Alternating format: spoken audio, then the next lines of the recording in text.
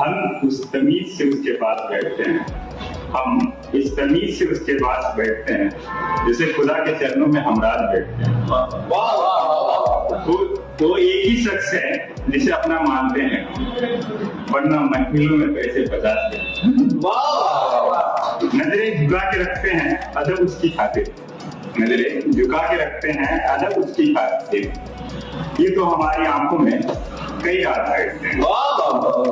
वो सामने हो तो लफ्ज भी समझ जाते हैं, वो सामने हो तो लफ्ज है वो भी समझ जाते हैं, नहीं तो दिलों में तो लाखों अधूरे अल्फाज बैठते हैं।